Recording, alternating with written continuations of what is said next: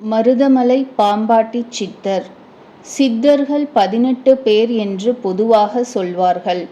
ஆனால் இந்த 18 பேரின் வரிசையையும் பெயர்களும் சில இடங்களில் மாறும். ஒரு சித்தரின் பெயர் குறிப்பிட்ட ஒரு பட்டியலில் இருக்காது. அதற்கு பதிலாக வேறொருவரின் பெயர் இடம்பெறும். எது எப்படி இருந்தாலும் இவர்கள் அனைவரும் காலத்தை வென்ற சித்த புருஷர்களே. பிரபலமான இந்த 18 சித்தர்களில் பாம்பாட்டி சித்தரும் ஒருவர். சாதாரணமான ஆசாமியாக இருந்து சட்டை முனியின் அருளால் ஆசிர்வதிக்கப்பட்டு உலகமே புகழும் சித்தரானார். 18 சித்தர்கள் என்பது ஓர் அடையாளத்துக்கு. இவர்கள் புரிந்த சித்துகளும் அதிசயங்களும் ஏராளம். ஆனால் இவர்கள் தவிர பல்லாயிரக்கணக்கான சித்த புருஷர்கள் நம் பாரத பூமியில் பல்வேறு கால கட்டத்தில் அவதரித்து இருக்கிறார்கள். அருளாடல்களை நிகழ்த்தி இருக்கிறார்கள். இரும்பை தங்கமாக்கினார்கள். இது சித்து. மக்களின் இறுகிய மனதை இலகிய மனமாக்கி இருக்கிறார்கள். இது ஆசி. சித்த புருஷர்கள் பலரும் பிறக்கும் பொழுதே சித்தராக பிறக்கவில்லை. இறைவன் அவர்களை ஆட்கொள்ளும் வேளை வந்த தருணத்தில்தான் தன் அருளை அவர்கள் மேல் செலுத்தி உலகை புரிய வைத்தான். அதுபோல் பாம்பாட்டி சித்தரும் பிறக்கும்போது சித்தராக பிறக்கவில்லை. பிறக்கும் பொழுது எல்லோரும் சாதாரணம்தான். வளர்ப்பும் வழிகாட்டுதலுமே ஒருவரை உயர்ந்த இடத்துக்கோ தாழ்ந்த இடத்துக்கோ கொண்டு செல்கின்றன. இந்த பாதிப்பின் காரணமாகத்தான் சிறு வயதில் நல்ல விஷயங்கள் போதிக்கப்படுகின்றன. பாம்பாட்டியும் அப்படித்தான். திரு கோகர்ணம் திருத்தலத்தில் ஒரு கார்த்திகை மாதம் மிருகசிரீஷ நட்சத்திரம் 3ஆம் பாதத்தில் மிதுன ராசியில் பிறந்தவர் பாம்பாட்டி சித்தர் என்று கூறப்படுகிறது. இவரின் தந்தை பார்வையில்லாதவர் என்கின்ற குறிப்பும் சொல்லப்படுகிறது. பிறக்கும் பொழுதே கழுத்தில் மாலை சுற்றி பிறந்தாராம். ஜோகி எனப்படும் இருளர் இனத்தை சேர்ந்தவர். பிழைப்புக்காக பாம்புகளை உயிருடன் பிடித்தோ அல்லது கொன்றோ இதை வாங்குவதற்கென்றே இருக்கும் வைத்தியர்களிடம் விற்று வந்தார். பாம்புகளின் பாஷை அறிந்தவர். இப்படி பாம்புகளை தேடி பாண்டிய நாட்டு காடுகளிலும் மருதமலை காடுகளிலும் நேரம் காலம் பார்க்காமல் சுற்றித் திரிவது இவரது வழக்கம். பாம்புகளின் விஷத்தை அசாதாரணமாக அருந்தியவர் பாம்பாட்டி என்பதை போகர் பெருமான் தனது பாடலில் சொல்லியிருக்கிறார். அதோடு இவரது பிறப்பை பற்றி சொல்லும் போகர், தாயான பாம்பாட்டி சித்தரப்பா, தரணியில் நெடுங்காலம் இருந்த சித்து, காயான முப்பழமும் பாலும் கூண்ட கலியுகத்தில் நெடுநாளாய் இருந்த சித்து என்கின்றார். அதாவது கிடைத்தற்கரிய விசேஷமான கனிகளை உண்டும் ஞானப்பால் அருந்தியும் தன் சித்து திறமையால் பல காலம் தரணியில் வாழ்ந்தவர் என்று சொல்கிறார் போகர். ஆரம்பத்தில் மிகவும் மூர்க்கனாக இருந்தார் பாம்பாட்டி. கொடிய வகை பாம்புகளை பயமறியாமல் மிகுந்த லாவகமாக பிடித்து அவற்றை கொன்றார். இவரது இயற்பெயர் தெரியவில்லை. செடிகளும் கொடிகளும் மண்டி வளர்ந்த அடர்ந்த வனத்துக்குள் அனாயாசமாக நுழைவார். பாம்புகளை தேடி அலைவார். இவரை நம்பியே பல வைத்தியர்கள் அப்பொழுது இருந்தனர். இன்ன வைத்தியத்துக்காக இந்த வகை பாம்பின் விஷம் தேவைப்படுகிறது என்கின்ற கோரிக்கை அவர்களிடம் இருந்து வந்ததும் அதற்கான தேடல் துவங்கிவிடும்.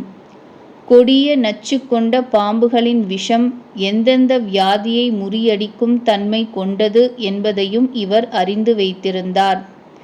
இதனால் சில நேரங்களில் பாம்பாட்டி சித்தரே ஒரு வைத்தியராக செயல்பட்டதும் உண்டு.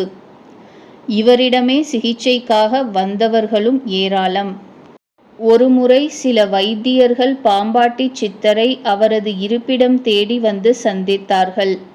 சரி, தனக்கு புதிதாக ஒரு வேலை வரப்போகிறது, அதன் மூலம் நிறைய பணம் கிடைக்கும் என்கின்ற சந்தோஷத்தில், வாருங்கள் வைத்தியர்களே, உங்களுக்கு ஏதாவது பாம்பு வேண்டுமா? எந்த வகை பாம்பு வேண்டும் என்று சொல்லுங்கள். உங்கள் விருப்பத்திற்கு ஏற்றபடி அதை உயிருடனோ அல்லது சாகடித்தோ கொண்டு வருகிறேன் என்றார் உற்சாகமாக. ஐயா, பாம்பின் பாஷை அறிந்தவரே, நவரத்தினம் போல் ஜொலிக்கக்கூடிய பாம்பு ஒன்று இருக்கிறது. கொஞ்சம் குறைவான உயரத்தில் இருக்கும் அந்த பாம்பின் தலையில் ஓர் மாணிக்கக் கல் காணப்படும். அந்த பாம்பின் விஷம் எங்களுக்கு அவசரமாக தேவைப்படுகிறது. உயிர் காக்கும் பல நோய்களை தீர்க்கக்கூடிய வலிமை அந்த விஷத்திற்கு உண்டு. அதனால்தான் உன்னை தேடி வந்தோம் என்றனர். அந்த பாம்பின் விஷம் மட்டும் போதுமா? ஏதோ மாணிக்கக்கல் என்று சொன்னீர்களே, அதையும் எடுத்து வர வேண்டுமா என்று சவாலாக கேட்டார் பாம்பாட்டி சித்தர். விஷம்தான் எங்களுக்கு முக்கியம். முடிந்தால் அந்த மாணிக்கக் கல்லையும் கொண்டு வா, அதற்கும் ஒரு நல்ல விலை போட்டு கொடுத்து விடுகிறோம் என்றனர் பேராசைக்காரர்களான அந்த வைத்தியர்கள். நீங்கள் கேட்ட அனைத்தும் நாளை காலை உங்களிடம் இருக்கும். சந்தோஷமாக போய் வாருங்கள் என்று அவர்களை அனுப்பி வைத்தார் சித்தர். இரவு வேளையில்தான் இத்தகைய பாம்பு நடமாடும் என்பதை அறிந்த பாம்பாட்டி சித்தர் அன்று இரவு வீட்டில் உள்ள சாப்பிட்டுவிட்டு உணவை நவரத்தின பாம்பை வேட்டையாடுவதற்காக புறப்பட்டார். இறைவன் பாம்பாட்டி சித்தரை ஆட்கொள்ள தீர்மானித்தது இந்த தினம்தான்.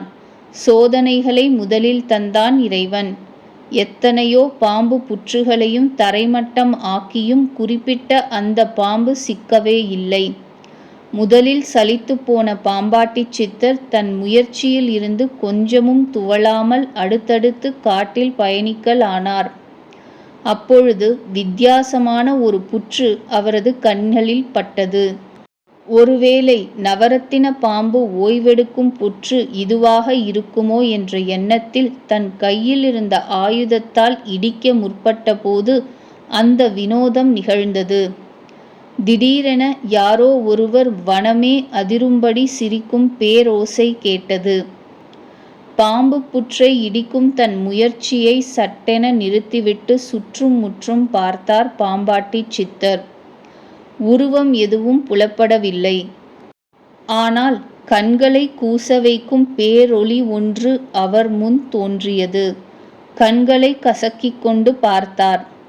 பாம்பாட்டி சித்தரின் முன்னே தேஜஸான உடல் வாகுடன் பிரகாசிக்கும் கண்களுடன் ஜடாமுடிதாரியாக சித்த புருஷர் ஒருவர் பிரசன்னமானார். பாம்பாட்டி சித்தர் திகைத்து போனார். யார் நீங்கள்? எதற்குமே பயப்படாத என்னை உங்களது சிரிப்பு நடுங்க வைக்கிறது. என் பணியின் போது ஏன் குறுக்கிடுகிறீர்கள்? உங்களுக்கு என்ன வேண்டும் என்று அடுக்கடுக்காக கேள்விகளை கேட்டார். எனக்கு நீதானப்பா வேண்டும் என்று ஆரம்பித்த அந்த சித்த புருஷர், பாம்புகளை இப்படி பிடித்து வதைக்கிறாயே, உனக்கு அதில் என்னப்பா சந்தோஷம் என்று கேட்டார். என்ன அப்படி கேட்கிறீர்கள்? இந்த தொழில்தான் எனக்கு சோறு போடுகிறது, சந்தோஷம் தருகிறது. விதம் விதமான பாம்புகளை தேடி தேடி பிடிக்கும் பொழுது எனக்குள் ஒரு உற்சாகம் தோன்றுகிறது என்று எதிரில் நிற்பவர் யார் என்றே அறியாமல் அப்பாவியாக பேசிக் கொண்டிருந்தார் பாம்பாட்டி சித்தர். இருக்கப்பா, இதைவிட உயர்ந்த தொழில் இருக்கிறது. வீரம் மட்டுமே வாழ்க்கையல்ல, விவேகமும் உன்னிடம் இருக்க வேண்டும். ஒன்றும் அறியாத இந்த பாம்புகளை வேட்டையாடுகிறாயே, உனக்குள்ளும் ஒரு பாம்பு இருக்கிறது. அதை என்றாவது உணர்ந்தாயா நீ என்று கேட்டார் சித்த புருஷர். என்னது, எனக்குள்ளும் ஒரு பாம்பா? என்னையா தாடிக்காரரே கதை விடுகிறீர்? மனிதனுக்குள் எப்படி பாம்பு வசிக்க முடியும் என்றார் பாம்பாட்டி சித்தர். இருக்கிறது பிடாரனே, அதை நீ தேட முயற்சிக்க வேண்டும். அதற்கு தியானம் கைகூட வேண்டும். ஐயா, உங்களை பார்த்த மாத்திரத்திலேயே எனக்குள் ஏதோ மாற்றம் தெரிவதாக உணர்கிறேன். இதுவரை நான் செய்து வந்த தொழிலே எனக்கு அருவருப்பாக தோன்றுவது போல் இருக்கிறது. எனக்குள் இருக்கும் பாம்பு என்ன என்பதை சற்று விளங்கச் சொன்னால் மகிழ்வேன். உனக்குள் மட்டும் இல்லையப்பா, இந்த உலகத்தில் வாழும் ஒவ்வொருவரின் உடலுக்குள்ளும் அந்த பாம்பு இருக்கிறது. உன்னை யார் என்று உணரும் வேளை வந்துவிட்டது. சதையும் திரவமும் நிறைந்த இந்த மனித உடம்பு இறைவனின் அற்புதமான படைப்பு. இதற்குள் ஒரு பாம்பு தலைகீழாக தொங்கிக் கிடக்கிறது, அடங்கி கிடக்கிறது. அதன் பெயர் குண்டலினி. உடலின் சுவாசத்தை கட்டுப்படுத்து. இறைவனை நினைந்து தவம் செய்தால் உன் சுவாசம் உன் கட்டுக்குள் வரும். சுவாசம் ஒடுங்கும் வேளையில் குண்டலினி என்கின்ற அந்த பாம்பு புத்துயிர் பெறும்.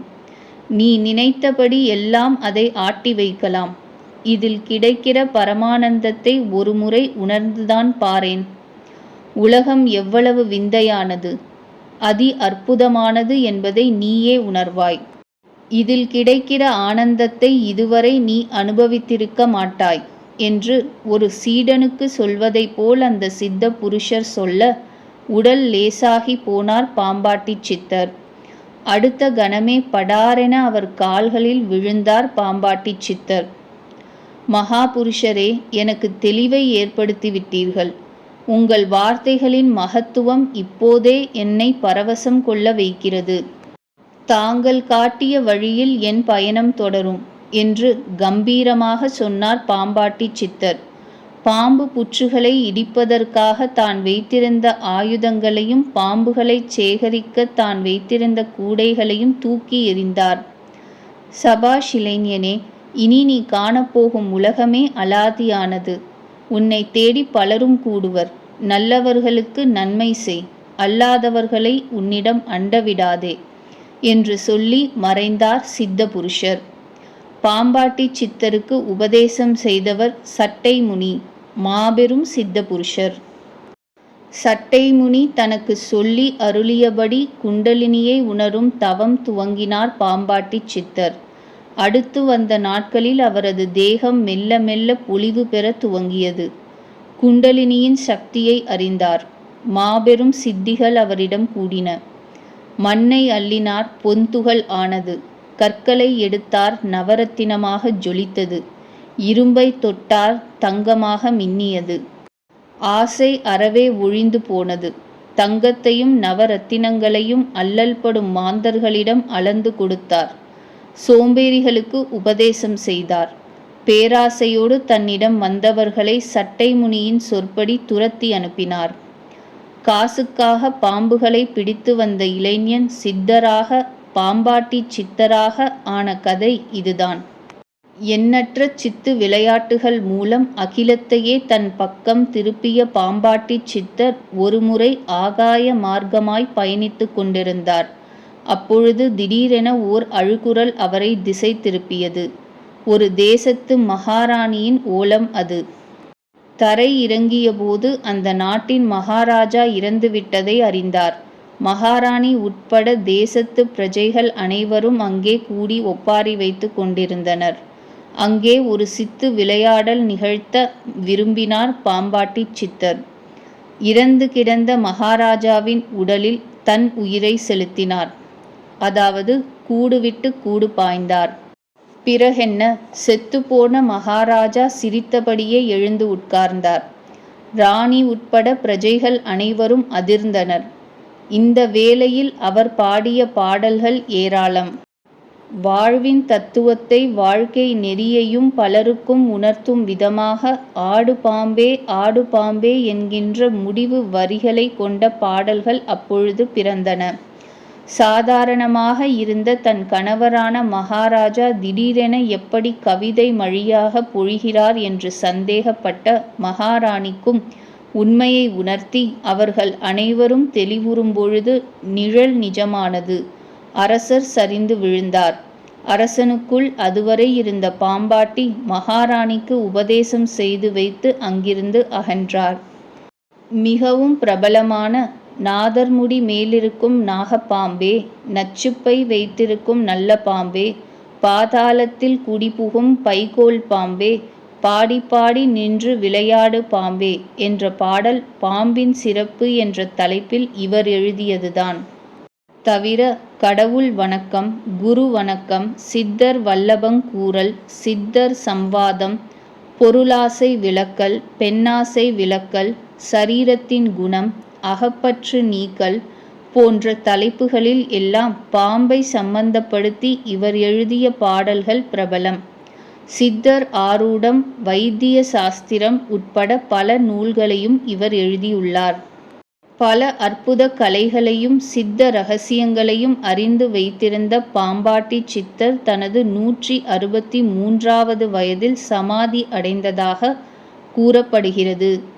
இவர் சமாதி கொண்ட இடம் விருத்தாச்சலம் என்னும், துவாரகை என்றும், மருதமலை என்றும் பல தகவல்கள் இருந்தாலும் சங்கரன் கோவிலில் புளியங்குடி சாலையில் இவர் சமாதி ஆனார் என்கிற தகவலே பலராலும் ஊர்ஜிதமாக சொல்லப்படுகிறது. மருதமலை ஆலயத்தில் பாம்பாட்டி சித்தரின் சந்நிதியிலும் இதே தகவல் காணப்படுகிறது.